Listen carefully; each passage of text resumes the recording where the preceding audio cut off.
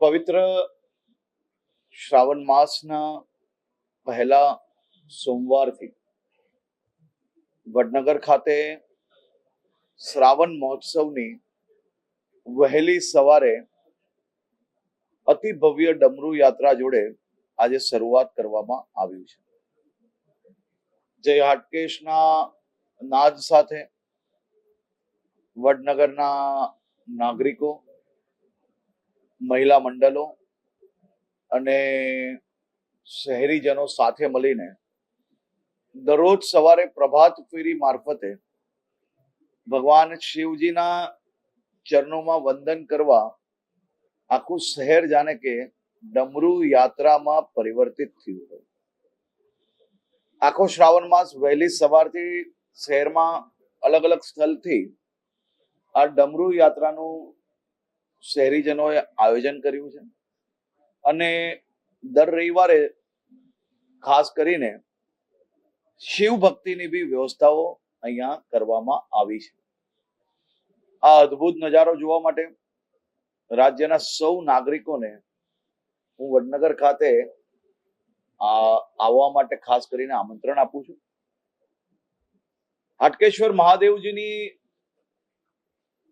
આ ખૂબ જ પૌરાણિક મંદિર, જ્યાં મંદિરમાં પ્રવેશ થતા જ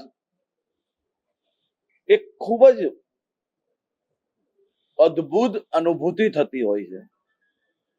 એવા હાટકેશ્વર મહાદેવના દર્શન આપ સૌને પ્રાપ્ત થઈ શકે અને શિવ ભક્તિ આપ સૌ લોકો સારી રીતે કરી શકો શ્રાવણ માસના આ પવિત્ર અવસરે, તે માટે ગ્રામજનો અને રાજ્ય સરકાર દ્વારા બધી જ વ્યવસ્થાઓ કરવામાં આવી છે।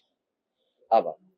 વડનગરની સ્વચ્છતા, વડનગરના ડેવલપમેન્ટના પ્રોજેક્ટો, વડનગરના લોકો માટેની જે વ્યવસ્થાઓ છે, સુવિધાઓ છે, હું જ્યાં બી જતો હોઉં છું ત્યાં રેગ્યુલર આ પ્રકારની રિવ્યુ બેઠકો લેતો હોઉં છું। આજે બી એ જ પ્રકારે એક રિવ્યુ બેઠક, ગાડીમાં જે આનંદ ના આવે એ રિક્ષામાં આવી શકે અને રિક્ષાનો આનંદ અદ્ભુત હતો। વડનગરની આ ઐતિહાસિક નગરીઓમાં આ રિક્ષામાં ફરવાનો અવસર પ્રાપ્ત થયો। રિક્ષા આ હેરિટેજ નગરી છે, તો રિક્ષા બી હેરિટેજ એને રિસ્ટોર કરવામાં આવી છે।